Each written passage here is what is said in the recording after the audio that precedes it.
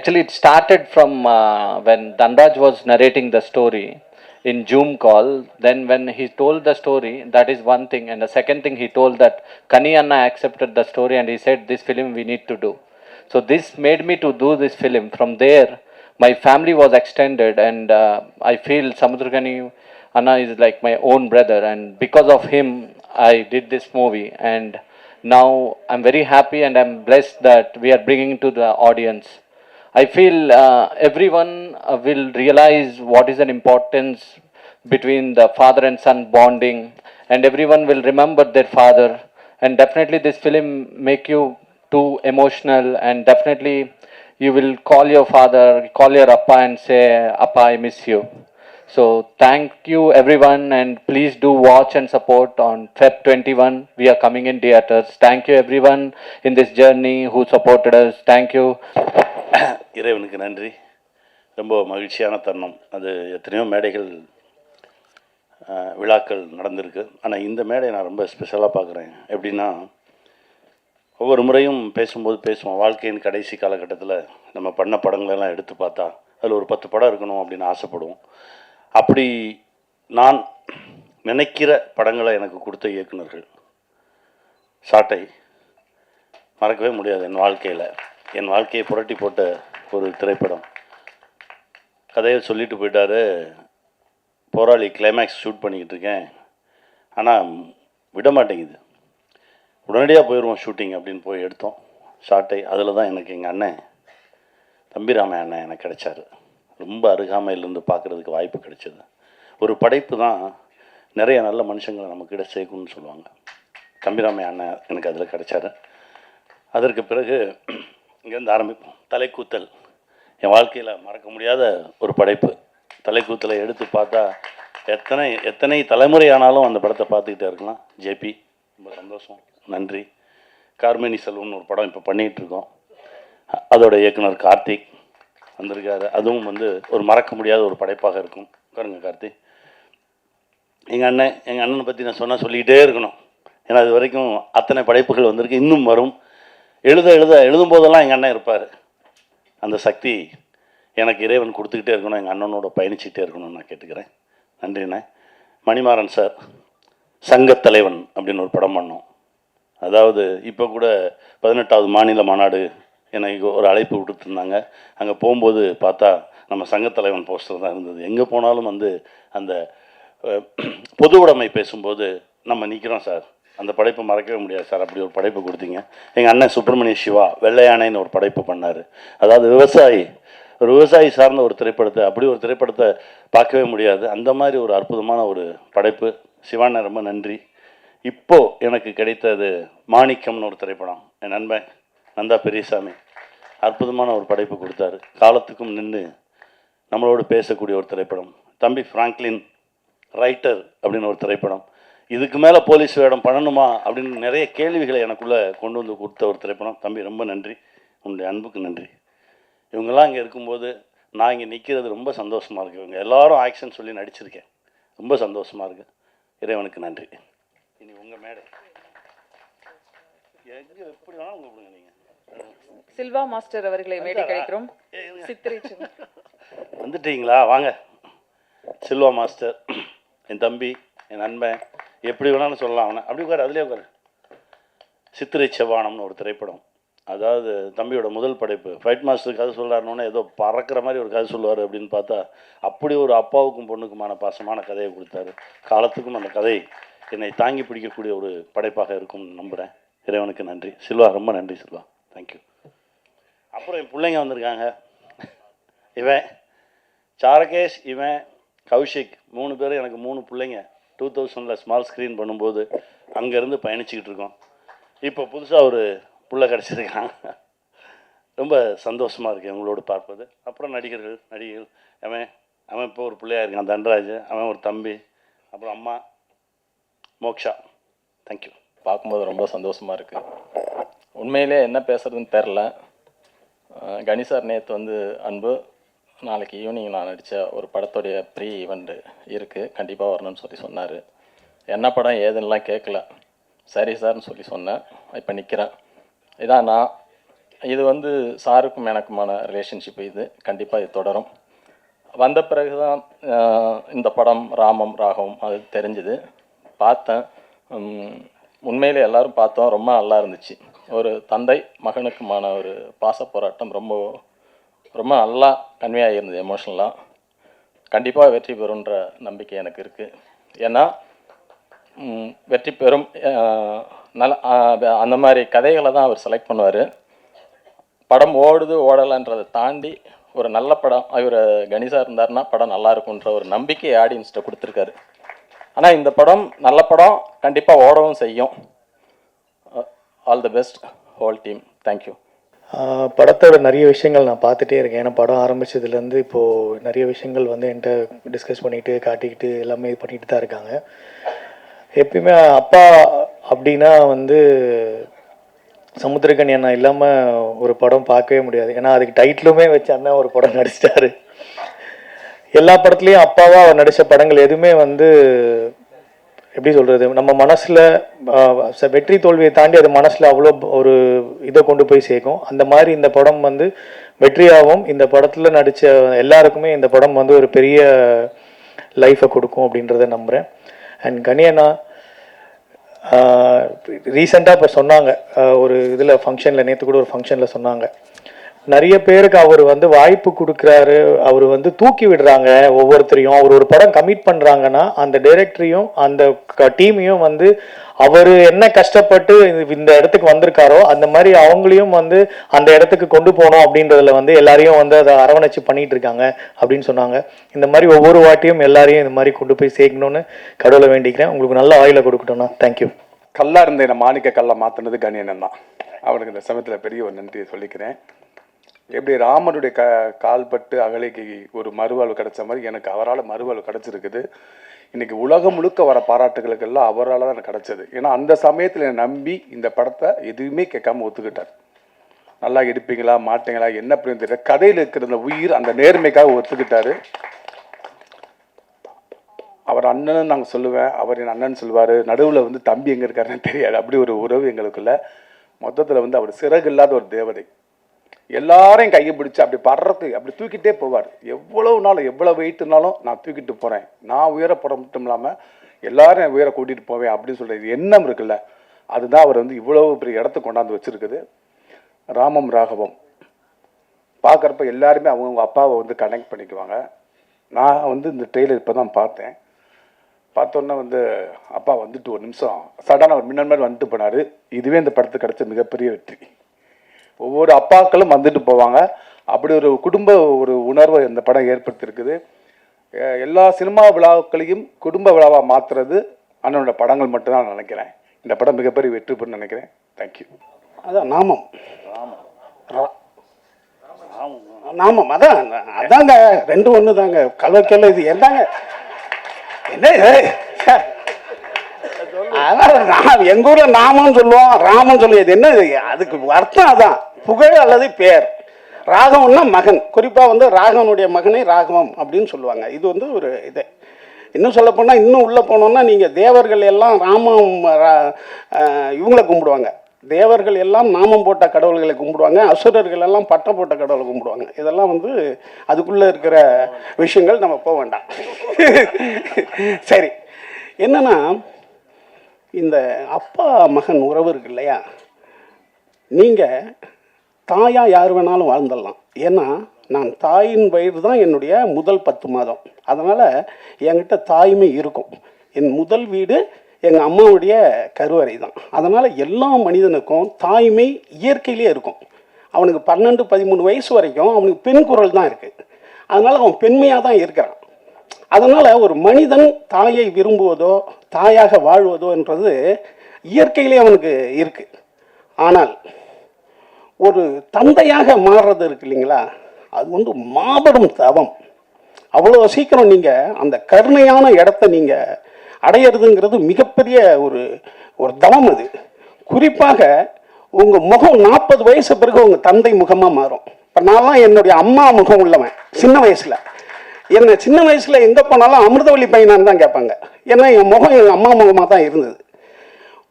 அந்த 40 வயது போக போக என்ன வடிவேல் பையனான்னு கேட்க ஆரம்பிச்சிட்டாங்க.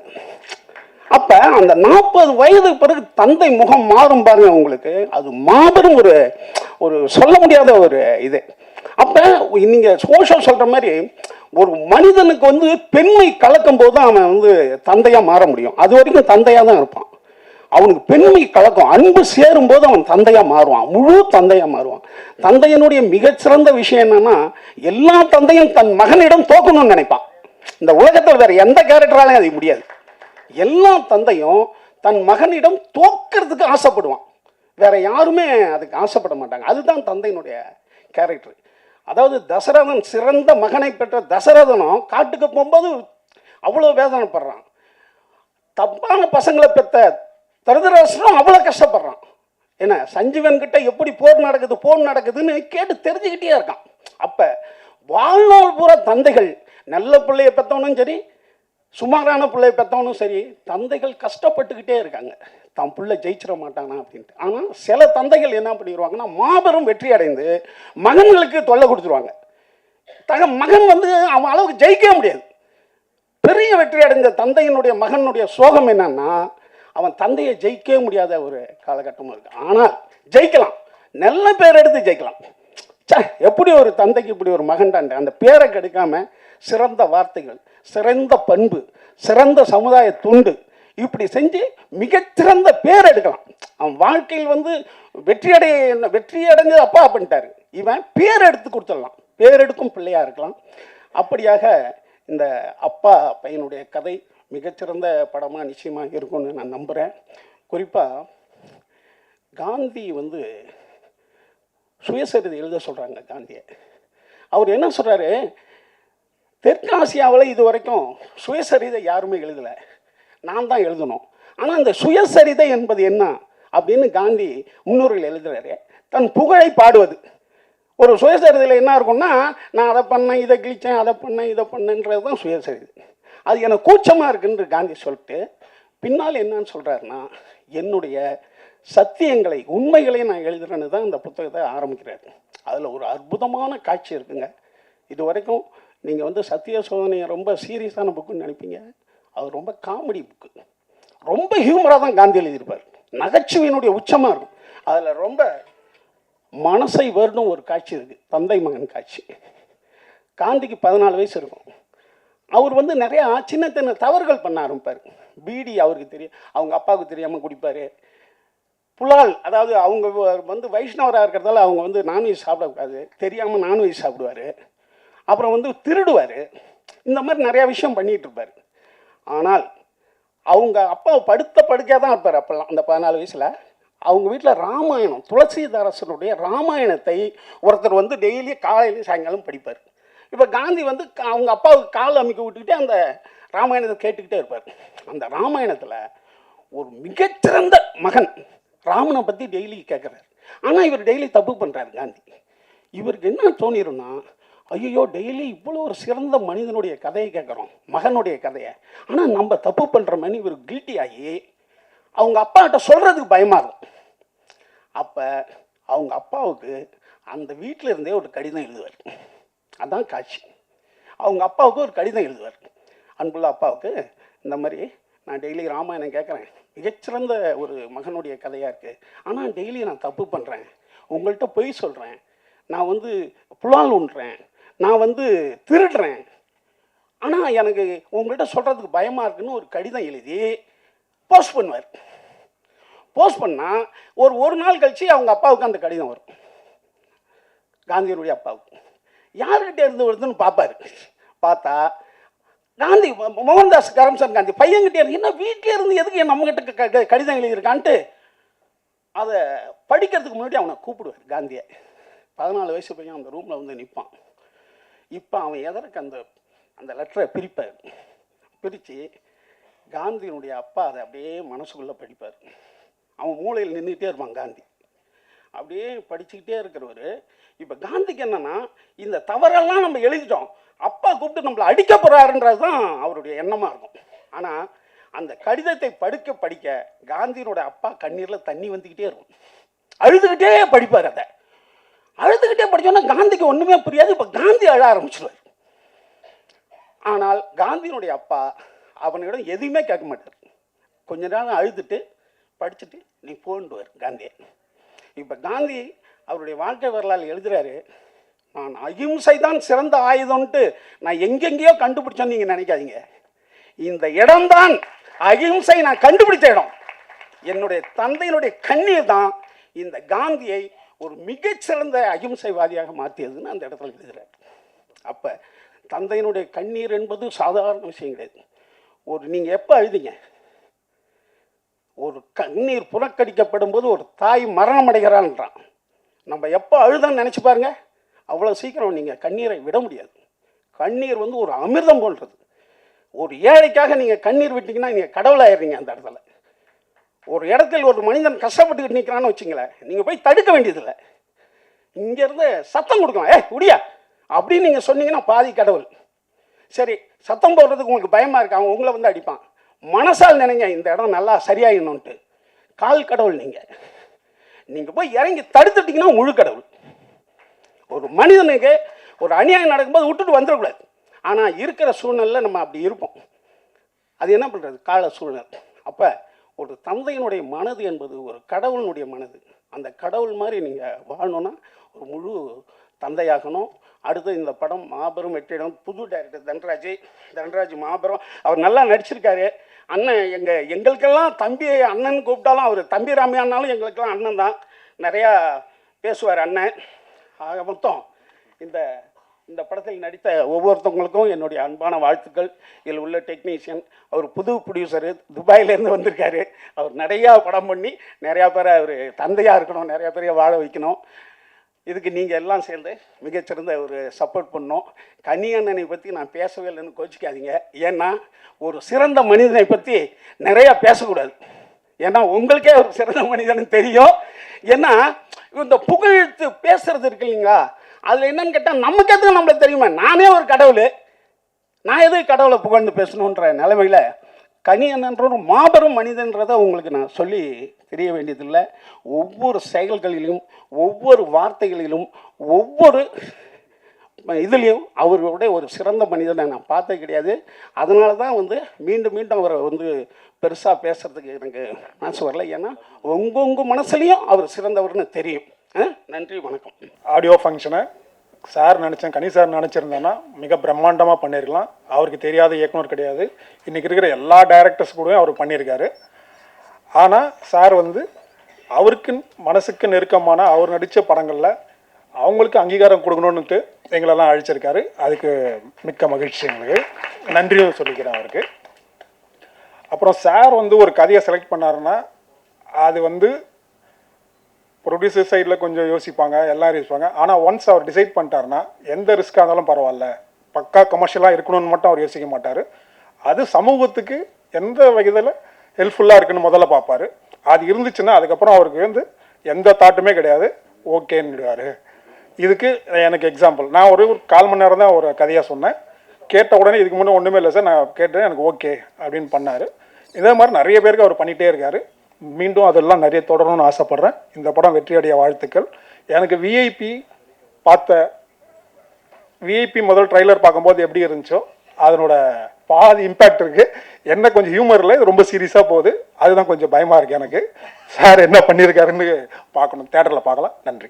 அன்பு தம்பி தன்ராஜ் இயக்குனராகவும் கதாநாயகனாகவும், ராகவம் கரெக்டாக சொல்லிட்டேன்னா? ஆமாம், அது தம்பி சொன்னது கரெக்ட் தான். படிப்பாளி இல்லை, அப்படி தப்பாக சொன்னால் கூட தப்பை கூட சரி பண்ணிக்கலாம். தமிழ் அதுக்கு இடம் கொடுக்கும்.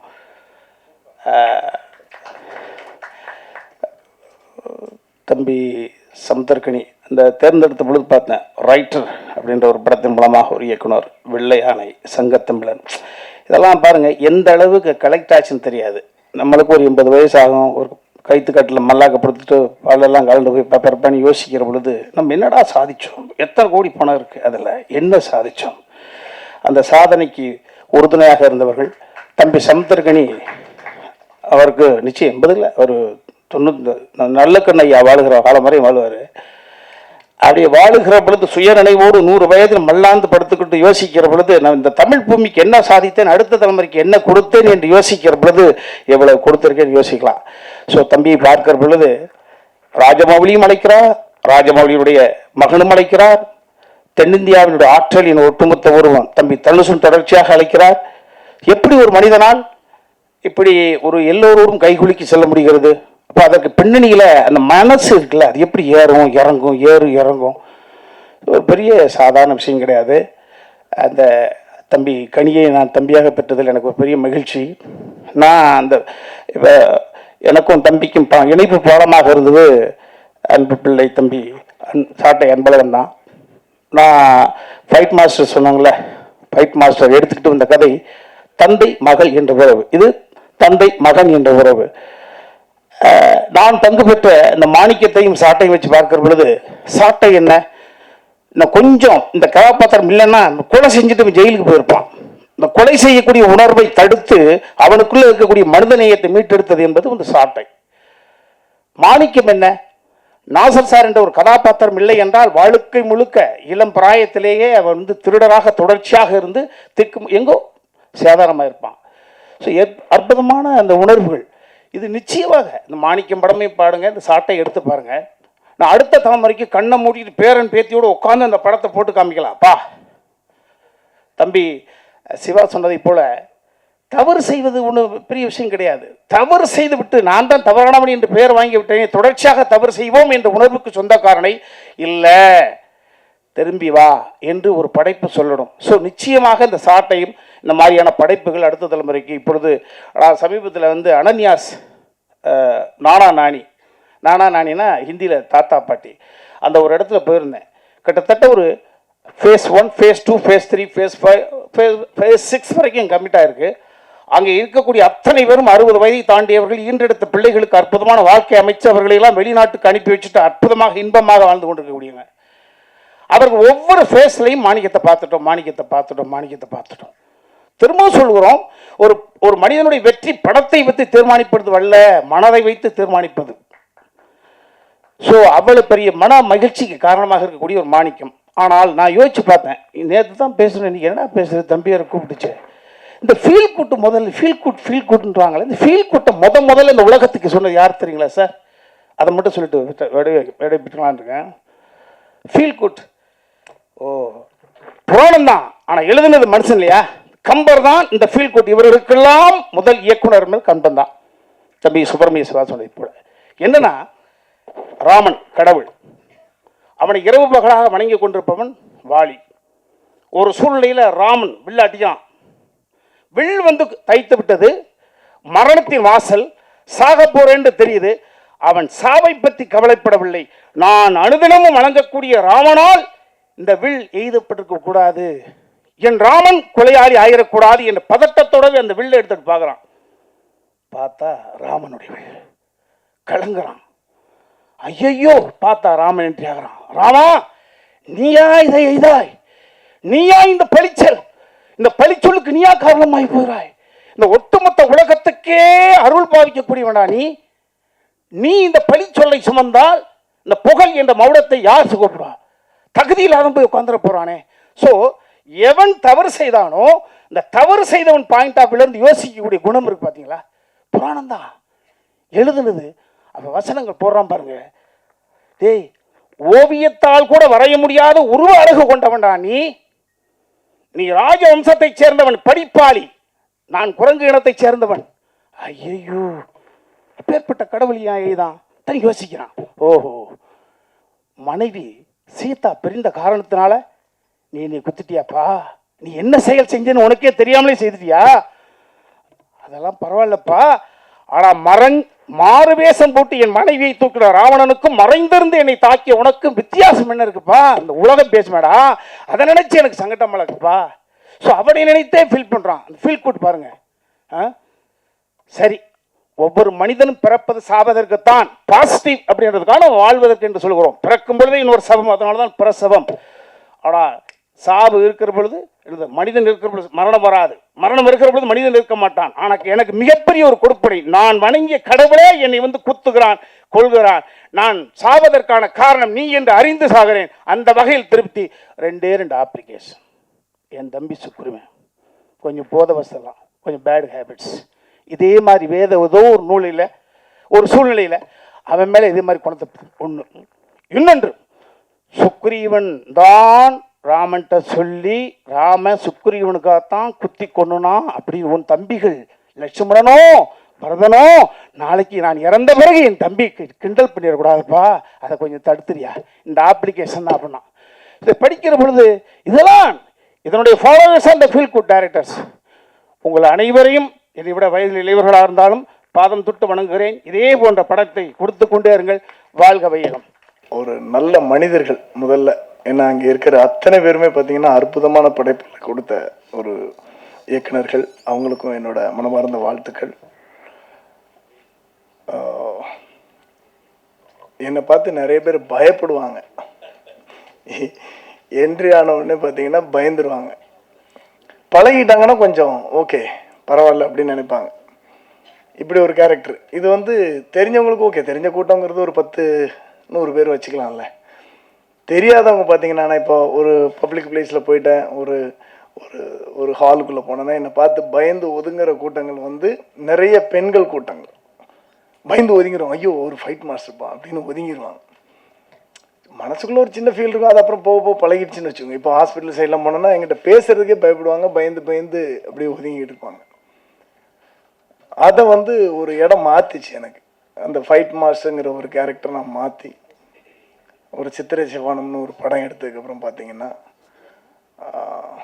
நிறைய தாய்மார்கள் நிறைய பேர் ஃபோன் பண்ணி நீங்கள் எப்படி இதை ஃபீல் பண்ண முடிஞ்சுது அப்படின்னு கேட்டாங்க. அது முழுக்க காரணம் சொல்லணுன்னா நான் கணியனுக்கு தான் சொல்லுவேன். ஏன்னா அவர் அந்த கதையை கரெக்டாக சூஸ் பண்ணி கரெக்டாக கையாண்டார். என்னைய வந்து ஒரு ஒரு ஒரு சாஃப்டான மனுஷனாக இந்த உலகத்துக்கு காட்டின முதல் மனிதர் அவர் தான். நிஜமாக தான். எங்கள் வீட்டில் கூட என்னை வந்து பார்த்தீங்கன்னா அவன் கொஞ்சம் முரட்டு பையன்ப்பா அப்படிங்கிற மாதிரி தான் சொல்லுவாங்க. ஆனால் உலகத்துக்கே முதல்ல என்னை ஒரு சாஃப்டான மனிதரை காட்டினது அண்ணன் தான். எனக்கு மிகப்பெரிய சந்தோஷம். ஏன்னா அந்த படம் முடித்ததுக்கப்புறம் அவ்வளோ பேர் எனக்கு தெரியவே தெரியாது இவ்வளோ பெரிய இம்பேக்ட் ஏற்படுத்தும் அப்படின்னு தெரியாது. இந்த படத்தை ஒத்துக்கிட்டு, அதாவது அந்த படத்தை சார் சொன்ன மாதிரி அந்த ஒரு படத்தை ஒத்துக்கிட்டாருன்னா அந்த படத்துக்கு என்னவெல்லாம் வேலை பார்த்தாருன்னா நானே சொல்லுவேன், அவர் தான் ப்ரொடக்ஷன் மேனேஜர். நாங்கள் கொஞ்சம் லேட்டானா கூட சீக்கிரம் வாங்கப்பா ஷூட்டிங் பண்ணணும் அப்படின்னு ஒரு ப்ரொடக்ஷன் மேனேஜராக, ஒரு அண்ணனா, ஒரு ப்ரொடியூசராக, ஒரு டைரக்டராக அவ்வளோ தூரம் தூக்கி கொண்டு வந்து அந்த படத்தை நிப்பாட்டி இப்போ இவங்க சொன்ன மாதிரி ஒரு மிகப்பெரிய ஒரு மென்மையான படத்தை எடுக்கக்கூடிய ஒரு அற்புதமான இயக்குனர் அப்படின்னு சொல்கிற லெவலுக்கு ஒரு பேர் எடுத்து கொடுத்தது கணியண்ணன் தான். அவங்களுக்கு இன்னொரு விஷயம் என்னென்னா, இப்போ ஒரு படமோ ஒரு சில டைரக்டருங்க வந்து பார்த்திங்கன்னா நிறைய படங்கள் ஒரு 10 படங்கள் பண்ணதுக்கப்புறம் ஹீரோ பெரிய ஆள் ஆயிடுவாங்க. ஹீரோ பெரிய ஆளானதுக்கப்புறம் அந்த டைரக்டர்லாம் மறந்துடுவாங்க, யாரும் கூப்பிட்றது கிடையாது, ஒரு பேசுறது கிடையாது, நிறைய பேர் ஃபோன் பிக்கப் பண்ணுறது கிடையாது. அந்த மாதிரிலாம் இருக்கிற ஒரு காலகட்டத்தில் இத்தனை படங்கள் பண்ண அத்தனை டைரக்டரும் இன்னைக்கு வரைக்கும் கரெக்டாக லைனில் வச்சு ஃபோன் பண்ணி கூப்பிட்டு வந்திருக்காரு. இதுக்கே என்னோட மனமார்ந்த வாழ்த்துக்கள். அண்ணன் சொன்ன மாதிரி அவர் ஒரு பெரிய நல்ல மனிதர். திரும்ப அதை நான் சொல்ல வேண்டியதில்லை, ஏன்னா இங்கே இருக்கிற அத்தனை பேருக்கும் தெரியும். அவர் மட்டும் இல்லை, அவர் குடும்பத்தாரும் இன்னும் நல்லா வாழணும், ராமம் ராகவும் மிகப்பெரிய வெற்றி அடையணும். என்னோட மனமார்ந்த வாழ்த்துக்கள். நன்றி. கணேண்ணா, தேங்க்யூ ஸோ மச். எதுக்கு எனக்கு கேட்க மாட்டிங்களா? மை ஃபஸ்ட் டைம் டைரக்ட் பண்ணப்போ எனக்கு இந்த மாதிரி ஹேண்ட் போட்டு சப்போர்ட் பண்ணாங்க. அது மட்டும் இல்லை, இப்போ வரைக்கும் அதே ஹேண்டு இங்கே கூட போட்டுட்டு கண்டினியூ பண்ணுறாங்க. தேங்க்யூ கணேண்ணா, தேங்க்யூ ஸோ மச் சார். இங்கே வந்த எல்லா டைரக்டருக்கு நன்றி சார். வை பிகாஸ் நான் கூட கணேண்ண படத்துக்கு டைரக்ஷன் பண்ணப்போ நீங்கள் கூட பண்ணாங்க. அந்த மாதிரி இந்த ராமம் ராகவும் படம்ல உங்கள் ரெஸ்பெக்ட் எல்லாம் அப்படியே இருக்கும் சார், கண்டிப்பாக. அது மட்டும் நான் சொல்கிறேன் சார். இப்போ வரைக்கும் அப்பாவா ஒரு 21 படம் பண்ணாங்கன்னு சொன்னாங்க. ஏமோ அந்த கடவுள் எனக்கு கொடுத்தாங்க, அந்த டேட்டே வந்துச்சு 21. அப்புறம் எங்கள் producer Prithvi, thank you so much. கண்டிப்பாக இந்த படத்துக்கு எனக்கு ஒரு நல்ல பண்ணால் ஒரு புது டைரக்டர் நல்லா பண்ணான்னு வரும். I am very happy. But எந்த படமும் அந்த மட்டுக்கே கிரியேட் பண்ணுறது, அது இல்லாமல் இந்த ஃபீல் குட் படத்துக்கு கூட காசு வந்தால் நல்ல நல்ல ப்ரொடியூசர் வருவாங்க, நல்ல நல்ல ட்ரை பண்ண ஸ்டோரி சொல்கிறதுக்கு இந்த படம் ஓடணும். Please help me. தேங்க்யூ. நான் டைரக்ஷன் எதுக்கு பண்ணிட்டேன்னா, எனக்கு ஒன்றும் தெரியாது. My assistant director and my co director, my associate director, thank you so much. இந்த வேதிக்கையில் அது சொல்லணும், அது என் బాధ్యత. అప్పుడు my DOP and my editor Marthanda K Venkatesh garu, my presenter Aripaka Prabhakar garu and everyone, thank you so much. நான் நினைக்கல இப்போ பார்த்தா இந்த படம் ஃபஸ்ட்டு 21st ரிலீஸ் அப்போது தியேட்டரில் பார்த்தா இப்படி தான் இருக்கணும் க்ரௌடு. Please help me. நான் இன்னும் கொஞ்சம் கற்றுக்கிட்டு தமிழ் நல்லா பேசணும், அதுக்கு தான் ட்ரை பண்ணுறேன். ஐ எம் வெரி சாரி, எதனா நான் தப்பாக பேசினா மன்னிச்சுங்க. நீங்கள்லாம் நான் ஹைதராபாத்தில் பார்க்குறேன், எவ்ரி மீடியா எல்லாம் social media and main media and Twitter, Facebook promotion நல்லா பண்ணுறாங்க. Thank you Guna, thank you so much your support. இன்னும் படம்ல இந்த எல்லாரும் சொன்னாங்க, இந்த ராமாயணம் பற்றி எல்லாம் சொன்னாங்க. அது ராமாயணம்ல தசரதர் சொன்ன மாதிரி ராமுடுவார் வனவாசம் போவாங்க. பட் இந்த படத்தில் ராமுடு என்ன சொன்னால் அதுக்காக அப்பா எங்கேயோ போவாங்க. அதான் இந்த ராமாயணம், அது ராமம் ராகவம். அண்ணன் இல்லாமல் நான் இந்த படம் ட்ரீமுக்கே வராது. எவ்ரி டைம் நாங்கள் எவ்வளோ டார்ச்சர் அண்ணனுக்கு, இவ்வளோ டார்ச்சர் யாரும் இந்த டைரக்டர்ஸ் யாரும் கொடுக்கலன்னு நினைக்கிறேன். ஆனால் க்ரீன் பார்க் இல்லைன்னா அண்ணா வீட்டுக்கு வந்துடுங்க. எனக்கு தெரியும் க்ரீன் பார்க் இருக்கும், இல்லைன்னு சொன்னால் வீட்டுக்கு வந்துடுங்கன்னு சொல்லுவாங்க. அண்ணா இந்த ப்ரொமோஷன் பண்ணுறதுக்கு இடம் இல்லைன்னா எங்கள் வீட்டில் பண்ணுறா அண்ணா, வீட்டிலனே பண்ணுவாங்க. அப்போ அவ்வளோ டார்ச்சர் என்னன்னா, ஆனால் கெஸ்ட்டில் தெரியும் எனக்கு, நானே பேசணும் ஓகே அன்னு சொல்லிட்டு கெஸ்ட் அரே 6:30 அது ஒரு வீடியோ எடுத்தேன் நான். எதுக்கு இவ்வளோ காதலைன்னா, என் மேலே இருக்கா இல்லை ப்ரொடியூசர் மேலே இருக்கா, அதில் படத்து மேலே இருக்குது, அது போதும். ஒரு நல்ல படம் ஜெயிக்கணும்னு நினச்ச ஒரு ஒரு அண்ணன் மாதிரி யார் இருப்பாங்க எனக்கு தெரியல. நான் ட்ராவல் பண்ணப்போ எனக்கு தாராசப்படுவாங்கன்னு சொன்னேன். எனக்கு ஆப்போசிட் வந்த அண்ணதான் லாஸ்ட்டு அண்ணதான் இருப்பாங்கன்னு நினைக்கிறேன். இப்படியே ஃப்ளைட்லேருந்து அப்படியே கை இது பண்ணிவிட்டு வீட்டு வரைக்கும், வீட்டிலேருந்து பிரசாத் லேப் வரைக்கும், பிரசாத் லேப்லேருந்து ஹைதராபாத் வரைக்கும் அண்ணதான் எனக்கு பேக் சைடில் இருக்காங்க. எனக்கு அப்பா இல்லை, பட் இப்போ இருக்காங்க. தேங்க்ஸ் அண்ணா, தேங்க்யூ ஸோ மச். இந்த லோகோ அப்போ எல்லோரும் கேட்டாங்க எந்த லோகோவில் அந்த ரெட் கலர் வந்தப்போ, red colour is son and father blood relation colour, that's why I put it and red. Then faces, appa shadow than sun, that's why the two faces. That sign, அது அப்பா சந்தகம் தானே பையன், அதுக்காக சந்தகம். அதான் இந்த ராம ராகம் வச்சுக்கிட்டோம். இந்த படத்தை 21st ரிலீஸ் ஆகுது ஃபெப். சமுத்திரக்கனி அண்ணா மாதிரி அப்பா எல்லா வீட்டிலும் இருப்பாங்க. பட் இந்த ராகவா எந்த வீட்டில் கூட இருக்கக்கூடாது, அதான் இந்த படம். Thank you, my music director Arun, everyone. இன்னும் மோக்ஷா, தேங்க்ஸ் அம்மா, தேங்க்யூ. இந்த கேரக்டர் ஏதோ வந்துச்சு, ஒரு டூயட் போட்டு ஒரு சாங் மாண்டேஜ் போட்டு அப்படி போயிடுச்சு, அந்த மாதிரி இல்லை. ஒரு இம்பார்ட்டன்ட் கேரக்டர். தேங்க்யூ ஆக்செப்ட் பண்ணதுக்கு. தேங்க்யூ அம்மா. நல்ல படம் தமிழில் கூட உங்களுக்கு வரணும். தேங்க்யூ அம்மா. அம்மா தேங்க்ஸ் அம்மா. நான் சொன்ன மாதிரி எனக்கு அப்பா இல்லை, அம்மாயே இல்லை, இப்போ இருக்கு. ஒரு படம் ஒரு குடும்பம் கொடுத்துச்சு, அது மேலே சக்ஸஸ் என்ன இருக்கும்? எனக்கு ஒரு அப்பா அம்மானே கொடுத்துச்சு, அதுக்கு மேலே சக்ஸஸ் என்ன இருக்கும்? நான் சக்ஸஸில் இருக்கேன். எனக்கு ஒரு ஃபேமிலியை கொடுத்த படம் ராமம் ராகவும். சார் முருகன் சார், அந்த கிளைமேக்ஸ் சாங் எனக்கு தெரியும் சார். எதுக்கு நான் ரிவீல் பண்ணலேதோ உங்களுக்கு தெரியும். அது படத்துலனே பார்க்கணும், அதுக்காக நான் ரிவீல் பண்ணல சார். நான் ஃபோன்லனே பேசிட்டு ஃபஸ்ட் டைம் உங்களை பார்க்குறேன். ஒரு ஐ திங்க் ஒரு 18 வெர்ஷன்ஸ் நீங்கள் கொடுத்தீங்க. I love you sir. அந்த சாங் அப்புறம் எல்லோரும் பேசுவாங்க சார். நைஸ் சாங் கொடுத்தீங்க. அப்புறம் யுகபாரதி அண்ணா வரல, பிஸியாக இருக்காங்க. யுகபாரதி சார், அந்த சாங் நீங்கள் பார்த்த சாங் யுகபாரதி சார், சார் எனக்கு ஒன்றும் தெரியாது சார், பட் நான் விசுவல் மட்டும் ஃபஸ்ட்டே நானே எடுத்துட்டேன் சார். ஒரு மாஸ்டர் கூட இல்லை இதுக்கு.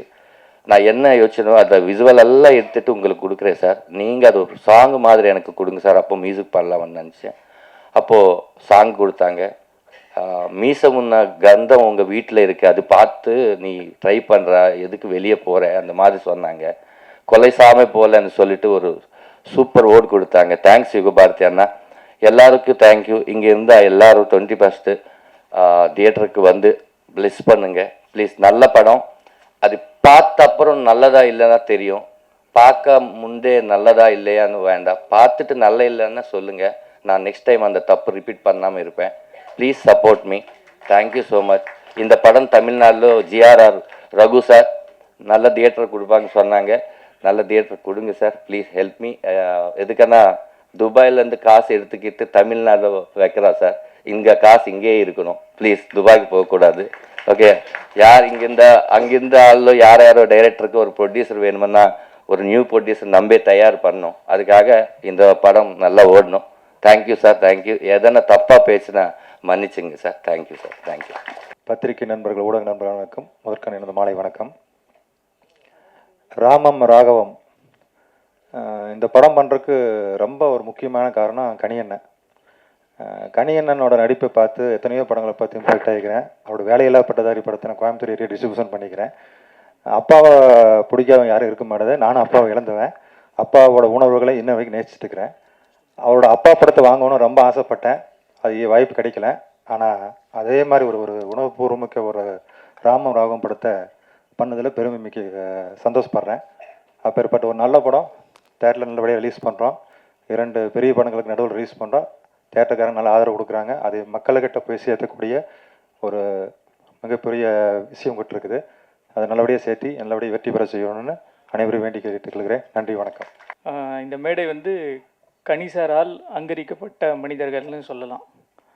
அந்த லிஸ்ட்டில் இப்போ தான் சாரோட ஒரு படம் ஆரம்பிச்சிருக்கோம். அதற்குள்ளே என்னையும் அவர் கூப்பிட்டு இங்கே உட்கார வச்சதுக்கு மிகப்பெரிய நன்றியை தெரிவித்துக் கொள்கிறேன். இதற்கு நான் தகுதியானவனை என்னை மாற்றிக்கணும்னு நான் நினைக்கிறேன். ஏன்னா வந்து சார் சொன்ன மாதிரி ஃபீல் குட் டைரக்டர்ஸ்க்கு நடுவில் இந்த ஒரு வாய்ப்பு கொடுத்ததுக்கு தேங்க்ஸ் சார்.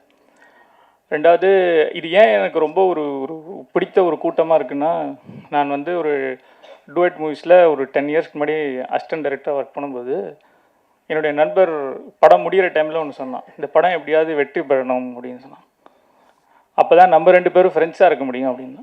என்னடா சொல்கிறேன், இதுக்கும் அதுக்கும் என்ன சம்மந்தம்னு கேட்கும்போது அவர் சொன்னது, படத்தில் வந்து எப்பயுமே வெற்றியான போது தான் வந்து அவங்க எல்லோரும் சேர்ந்துருப்பாங்க. ஒரு படம் தோல்வி அடைந்தால் அவங்கெல்லாம் வந்து மோஸ்ட்லி அதுக்கப்புறம் மீட் பண்ணுறது, பேசுறது, ஃப்ரெண்ட்ஸ் பார்த்துப்பாங்க, பழகிப்பாங்க. பட் அந்த ஒரு சக்ஸஸ்னால் வரக்கூடிய ஒரு தான் வந்து உண்மையாக எல்லோரும் சேருவாங்கன்னு சொன்னார். அதை வந்து கண் முன்னே உடைத்தெறிந்த ஒரு மேடையாக தான் நான் இதை பார்க்கிறேன். ஏன்னா இந்த மாதிரி ஒரு முன்னாடியே சொன்ன மாதிரி சார் நினச்சா யாரை வேணால் கூட்டிகிட்டு வர முடியுன்றதுக்கு நடுவில் அவருக்கு பிடிச்ச கதைகள், அந்த படைப்புகள், அதனால் மட்டுமே நான் வந்து இந்த கூட்டத்தை நம்புகிறேன்னு ஒன்று கூட்டது ரொம்ப பெரிய விஷயமா இருக்குது. இதில் வந்து கனிசாரோட நான் எப்படி இணைந்தேன்றதை நான் சொல்லணும்னு நீங்கள் நினைக்கிறேன். ஏன்னா அதுவே உங்களுக்கு கனிசார் பற்றி தெரியறதுக்கான வாய்ப்பு இருக்குது.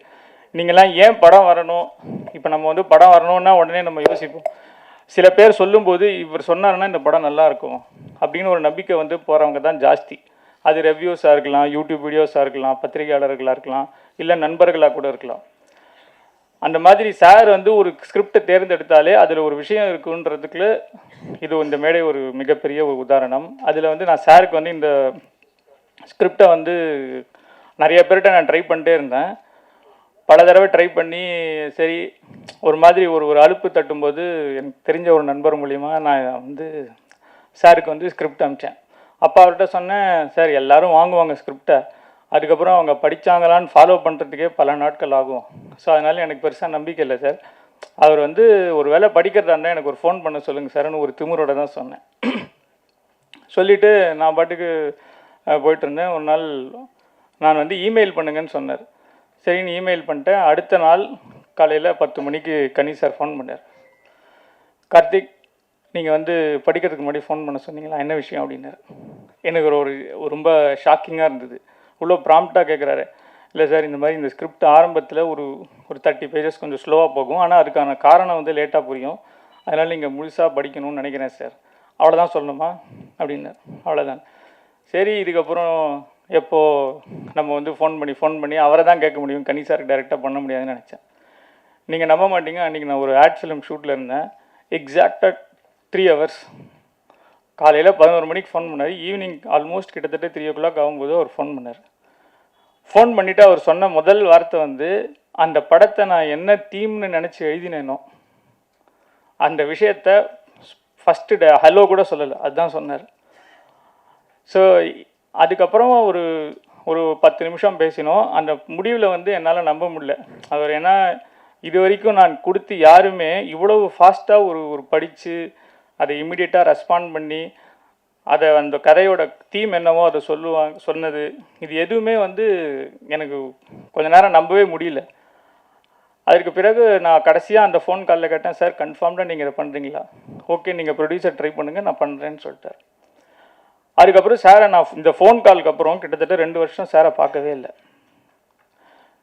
ஆனால் நான் என்னை இன்ட்ரடியூஸ் பண்ணி விட்டவங்க கிட்ட அடிக்கடி கேட்டுப்பேன், சார் நான் வந்து சாரை பார்க்கணுமா, பேசணுமா, ஒரு வேளை நான் எதாவது டச்சில் இருக்குமா, எப்படி இது இவருக்கு ஞாபகம் இருக்கும்? ஏதோ ஒரு ஃபோன் கால் தானே. கிட்டத்தட்ட 2 வருஷம் நான் சாரை பார்க்கவே இல்லை, அவரோட ஃபோன்லேயும் பேசினதில்லை, பழகினதில்லை. நீங்கள் ட்ரை பண்ணிட்டே இருங்கன்னு சொன்னார். ஒரு நாள் எனக்கு வந்து இன்னொரு கிடைச்சதுக்கப்புறமா நான் வந்து ஃபோன் பண்ணேன், இந்த மாதிரி ரெடி சார் பண்ணலாம் அப்படின்னு தெரிஞ்சவங்க மூலிமா சொன்னேன். வர சொன்னார் சார். இதற்கு நடுவில் நான் படத்தை சார் படித்ததுக்கு அப்புறமா இந்த 2 வருஷத்துக்குள்ளே சார் வந்து வினோதித்தம் பண்ணிட்டாரு, தெலுங்கில் போய் ஒரு மெகா ஸ்டோரோட படம் டைரக்ட் பண்ணிட்டாரு, பல பெரிய இயக்குநர்களோட பண்ணுறாரு. இப்போ இவரோட லெவல் ஆப்வியஸாக மாறிட்டே இருக்குது நம்ம நினைக்கிறோம். ஆனால் சார் வந்து அந்த சொன்ன வார்த்தை, நான் இதை பண்ணுறேன்னு சொன்னது, அவர் எவ்வளவு பெரிய ஒரு மனிதராக வளர்ந்திருந்தாலும் கரியராக அதை பொருட்படுத்தாமல் அன்றைக்கி என்ன வார்த்தை சொன்னாரோ, நான் இந்த படத்தை பண்ணுறேன்ற அதில் ஒரு மாற்றமே இல்லை. அந்த சொன்ன சொல் ஒரு பானம், ஒரு வார்த்தை, இதுதான் ராமருடைய ஒரு பெரிய ஒரு டேக்லைனாக சொல்லுவாங்க. அதற்கு உதாரணமான ஒரு மனிதனாக நான் உங்களை பார்க்குறேன் சார். அதற்கு பிறகு இப்போ சாரோட படம் ஆரம்பித்ததுக்கு அப்புறமாவே என்னை இங்கே கூப்பிடணும்னா அவருக்கு அந்த என் மேலே நம்பிக்கைன்றதை விட அந்த சொல்ல வந்த கருத்து மேலே அவருக்கு இருக்கிற நம்பிக்கை தான் எனக்கு ரொம்ப ஆச்சரியத்தை கொடுக்குது. ஏன்னா இந்த கருத்தை நம்பி படத்தை எடுக்கக்கூடியவர்கள் தான் இன்றைக்கி கொஞ்சம் கம்மியாக இருக்காங்க. அது இன்னொரு விஷயம் என்னென்னா, சார் என்னை இங்கே கூப்பிட்டு இங்கே நீங்கள் வரணும் அப்படின்னு சொன்ன உடனே நான் வந்து சரி ராமம் ராகவம்ன்ற படத்தில் வந்து ட்ரெய்லர் பார்த்தேன். உடனே இதில் வந்து அப்பா சொன்னதை கேட்காத ஒரு பையனாக இருக்கான்.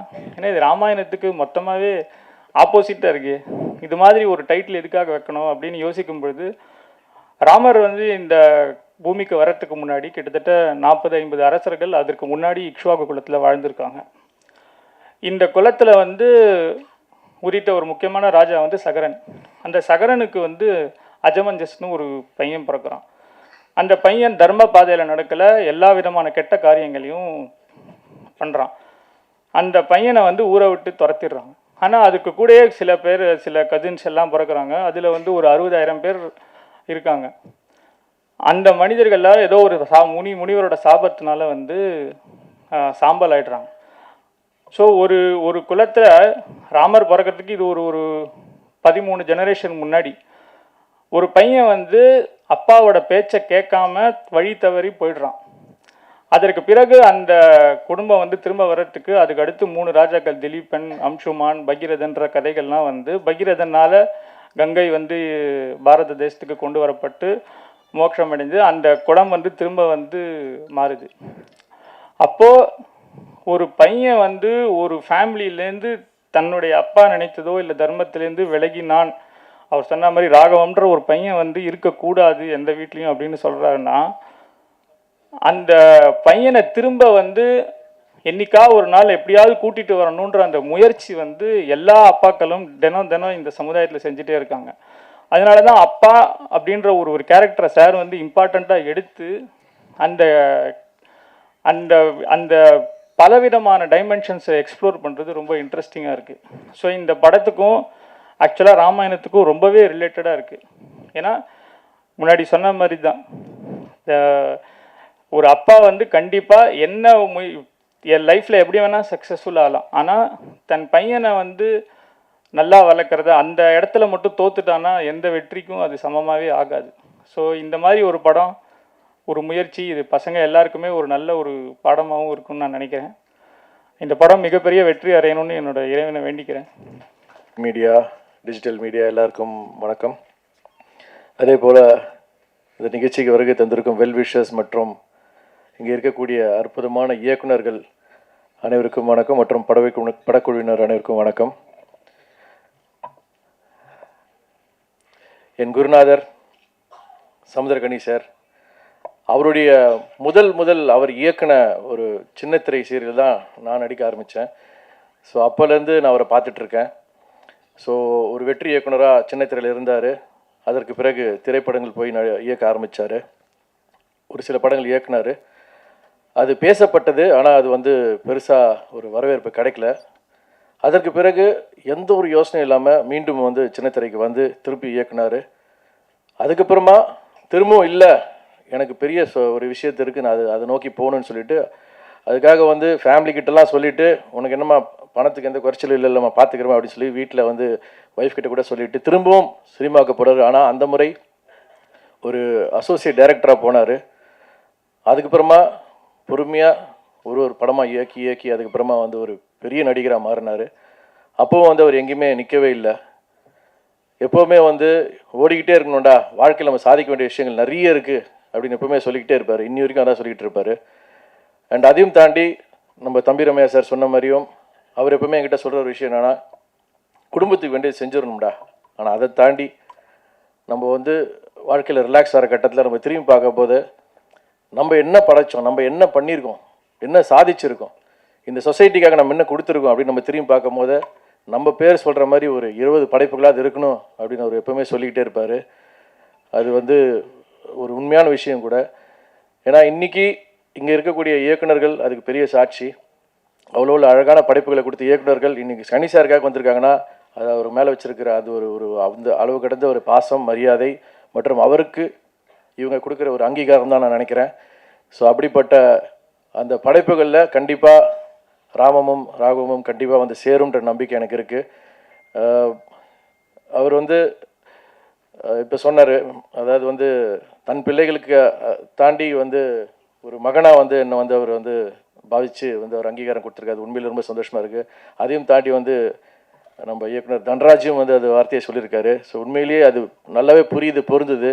ஸோ இந்த கதை எப்படி இருக்க போகுதுன்றது வந்து ஒரு தந்தைக்கும் மகனுக்குமான இருக்க ஒரு அற்புதமான உணர்வு. அதை வந்து ஒரு அழகான படைப்பாக வெளியே கொண்டு வர போகிறாங்க. ஸோ எல்லாரும் போல் நானும் காத்திருக்கிறேன். நானும் ஒரு தந்தை தான். என் மகனுக்கும் எனக்கும் ஒரு கண்டிப்பான ரிலேஷன்ஷிப் அந்த பர்டிகுலர் ஏஜ் குரூப்பில் எப்படி இருக்குன்றதை நானும் பார்க்கணுன்றதுல ரொம்ப அவரோட காத்துக்கிட்டு இருக்கேன். ஸோ இந்த படம் ஒரு அருமையான வெற்றி பெற வாழ்த்துக்கள். பிருத்வி ஒரு அருமையான ப்ரொடியூசர் ஃப்ரம் துபாய். ஸோ மென்மேலும் நீங்கள் அற்புதமான படங்கள் இயக்கணும், தயாரிக்கணும். அதே போல் தன்ராஜ், வெல்கம் டு தமிழ்நாடு. தமிழ் உங்களை வாழ வைக்கும், கவலைப்படாதீங்க. All the best. பரபரப்பாக ஓடிட்டு இருக்கிற இந்த மானுட சமூகத்தை கொஞ்சம் கையை பிடிச்சி நிறுத்தி பொது உடைமையையும் பொதுவாக நம்ம அலட்சியப்படுத்துகிற நம்மளோட உடைமைகளாக இருக்கிற அப்பா, அம்மா, மனைவி மாதிரியான உறவுகளோட உணர்வையும் கொஞ்சம் சத்தமாக சொல்லி செல்லமாக ஒரு அரைஞ்சு மனுஷனாக வாழ்கிறதுக்கான வழியை போட்டு கொடுக்குற எளிய மனிதர், தமிழ் சொல்லும் அறம் சுரக்கிற சமுத்திரகனி அண்ணனுக்கு முதல்ல பெரிய வணக்கம். இந்த கனிவான அகத்துக்கும் கடுமையான முகத்துக்கும் சொந்தக்காரராக இருக்கிற அப்பாக்களுக்கான ஒரு உருவம் தயாரிக்கணும்னா அதான் சமுத்திரகனி அண்ணன். அது தமிழ் சினிமா எப்போவும் தவற விட்டதே கிடையாது. பெரியோரை வியத்தலும் இளமே, சிறியோரை இகழ்தல் அதனினும் இளமேன்னு கனியன் பூங்குன்றன் சொன்ன வார்த்தைக்கான அடையாளமாக இந்த சிறுவனை இந்த மேடையில் உட்கார வச்ச கனி அண்ணனுக்கு மீண்டும் ஒரு பெரிய நன்றி. சேகுவாரா சொன்ன ஒன்று சொல்லிட்டு நான் நிறைவு செஞ்சுக்கணும்னு நினைக்கிறேன். சேகுவாரா சொல்வார், நான் வீழ்ந்து விட்டால் என்ன, என் துப்பாக்கியை ஏந்தி கொள்ள என் தோழர்கள் தயாராக இருக்கிறார்கள், தோட்டாக்கள் ஒருவரும் தூங்குவதில்லைன்னு சொல்வார். அப்படி அவருடைய தோட்டாக்களை ஏந்துவதற்கான, துப்பாக்கி ஏந்துவதற்கான இயக்குநர்களை தொடர்ந்து உருவாக்கிட்டே இருக்கிற இந்த சமுதிரம் என்றும் வற்றாது என்ற பெரிய நம்பிக்கையோடு தமிழ் சினிமா என்றும் வாழும். தமிழ் சினிமா நம்பி வந்த எல்லோரும் நிச்சயம் வாழ்வோம் அப்படிங்கிற நம்பிக்கையை தொடர்ந்து கொடுக்குறவங்க எல்லாருக்கும் நன்றி. மீடியா எல்லாருக்கும் வணக்கம். அப்புறம் ஸ்டேஜில் அமர்ந்திருக்க எல்லா பெரியவங்களுக்கும், டேலண்டடான directors, producers and first time director, actress எல்லாருக்கும் வணக்கம். எல்லாருமே எல்லாமே பேசி முடிச்சிட்டாங்க. இந்த கடைசியாக பேச வந்தால் பெரிய பிரச்சனைங்க. என்ன பேசுறதுன்னு தெரியல. பட் நான் ஒரு விஷயம் சொல்ல ஆசைப்படுறேன். இது வந்து என்னோட ஆக்டிங் டீச்சர் எனக்கு சொன்னது. அவர்கிட்ட ஆக்டிங் கற்றுக்க போனப்போ அவர் சொன்னது, ஜேபி, நான் வந்து உனக்கு பெருசாக ஒன்றும் கற்றுக் கொடுக்க முடியாது. 80% உன்னோட மனிதம், 10% உன்னோட டேலண்ட், இன்னொரு 10% உன்னோட உழைப்பு அப்படின்னு சொன்னார். அது எனக்கு பெருசாக அப்போது புரியல. பட் இந்த ப்ராசஸ் நான் வந்து தலைக்கூத்தல் படத்தோட கதையை வந்து சமுத்திரக்கனிக்கார் சாருக்கு சொன்னேன். அன்றைக்கி அவர் லென்ஸ் கூட பார்க்கல, என்ன ஒரு புது பட இயக்குனராக தான் பார்த்தாரு. எந்தவித ஜட்ஜ்மெண்ட்டும் இல்லாமல் கதையை கேட்டார். கேட்டு முடித்து சாதாரணமாக எல்லாரும் நாளைக்கு சொல்கிறேன் நாளைக்கு சொல்கிறேன்னு சொல்லுவாங்க. ஆனால் சார் அப்போவே வந்து ஜேபி நான் பண்ணுறேன், நம்ம பண்ணலாம் அப்படின்னு கட்டி பிடிச்சிட்டாரு. அந்த ஒரு மொமெண்ட்டில் எனக்கு அந்த கிடச்ச ஒரு ஃபீல் கரெக்டாக கனெக்ட் ஆகிடுச்சு. என்னோடய சார் சொன்னது 80% மனிதம், 10% டேலண்ட் அண்ட் 10% உழைப்பு அப்படின்னு சொன்னார் இல்லையா. அப்போயே நான் நினச்சேன் என்னோடய கேஸ்டிங் கரெக்டாக இருக்கும்னு. அது நான் வந்து சினிமாவில் பார்த்தேன். தலைக்கூத்தல் வந்து சார் கூட நான் ஒர்க் பண்ணும்போது அதை நான் பார்த்தேன். ஒரு ஆக்டராக அவர் எப்படி அங்கே பெர்ஃபார்ம் பண்ணுறாரு, அவரோட டேலண்ட் எப்படி வருது, அந்த மனிதத்தோட டிஃப்ரெண்ட் கைண்ட் ஆஃப் உணர்வுகளை அவர் எப்படி உள்வாங்கி அதை அந்த மொமெண்ட்டில் கொடுக்குறாருன்றது நிறைய இடத்துல நான் பார்த்து வேந்திருக்கேன். தலைக்கூத்தல் பார்த்து உங்களுக்கு எல்லாருக்குமே அது தெரியும். ஆக்சுவலாக கண் கலங்க வச்சுருவார். அதை பார்த்தாரா நாங்கள் ஷூட்டிங்லேயே நாங்கள் எல்லாருமே அழுதுட்டோம். ஒரு சீனில் லைவ் சொன் போகுதுன்றதுனால எல்லாருமே கண்ட்ரோல் பண்ணி வச்சுருந்தோம் அந்த ஷார்ட் முடிகிற வரைக்கும். அதுக்கப்புறம் எல்லோரும் காஃப் பண்ண ஆரம்பித்தாங்க, அழுதுகிட்டு இருந்தாங்க ஒரு பர்டிகுலர் சீனில். ஸோ அண்டு தலைக்கூத்தில் எல்லோரும் மறந்து இருக்கிற இந்த டைமில் திடீர்னு என்னை கூப்பிட்டு ஜேபி நீங்கள் வரணும் அப்படின்னு சொன்னதுக்கு நான் பெரிய என்ன சொல்கிறது, thank you so much sir, thank you. அது ஒரு பெரிய ஒரு விஷயமாக நான் நினைக்கிறேன். அதுக்கு காரணம் அவரோட மனிதம் தான். அண்ட் அந்த மனிதம் தான் அவரை இங்கே கொண்டு வந்து நிறுத்திருக்கு. அதுதான் அவரோட டேலண்ட்டும், அதுதான் அவரோட உழைப்பும் எல்லாத்துமே. அப்புறமா ஃபஸ்ட் டைம் டைரக்ட் பண்ணுறாரு தன்ராஜ். ஏன்னா எனக்கு என்னோடய லென்ஸ் டைம் ஞாபகம் வருது. நானே ப்ரொடியூஸ் பண்ணேன், நானே நடித்தேன். அண்ட் டெஃபினட்டாக இங்கே உங்கள் முன்னாடி நான் பேசியிருக்கேன். அண்ட் எல்லாருமே அவ்வளோ சப்போர்ட் கொடுத்துருக்கீங்க. லென்ஸ் இப்போவும் லென்ஸ் பற்றி எல்லோரும் பேசுகிறாங்கன்னா அதுக்கு காரணம் மீடியா தான். அதே மாதிரி இந்த ஃபஸ்ட் டைம் முயற்சி ராமம் ராகவத்துக்கு உங்களோட எல்லா சப்போர்ட்டும் இருக்கணும் அப்படின்னு நான் வேண்டி கேட்டுக்கிறேன். இந்த படம் வெற்றி பெற மிகப்பெரிய வாழ்த்துக்கள். சமுத்திரகனி எனக்கு நன்றி சொன்னதே இல்லை பெருசாக. ஸோ இந்த மேடை நன்றி சொல்கிறதுக்கு யூஸ் பண்ணிக்கலாம்னு நினைக்கிறேன். Thanks Dhanraj for that. ராமம் ராகவம் படத்துக்கு அதுக்கு நன்றி. டெபு ஃபிலிம்ஸ் எடுக்க வரவங்களாம் நடக்க தெரியாத குழந்தைங்க மாதிரி தத்தி தட நடக்கும்போது ரொம்ப கரெக்டான ஒரு ஆள் இருந்தால் கையை பிடிச்சி கூட்டிகிட்டு போகிறதுக்கு ஒரு அப்படி ஒரு ஆள் அப்படின்னா கனியன் தான். கதை படித்து முடிச்சோன்னுமே சொல்லுவார் அண்ணன் சொன்னார், இல்லை இதை நம்ம கண்டிப்பாக நம்ம சொல்லி ஆகணும்டா, நம்ம பேசலாம் அப்படின்னு சொல்லிட்டு அந்த நிமிஷத்துலேருந்தே அவர் வந்து ரொம்ப கிளியராக கைட் பண்ணார், ஹெல்ப் பண்ணார்.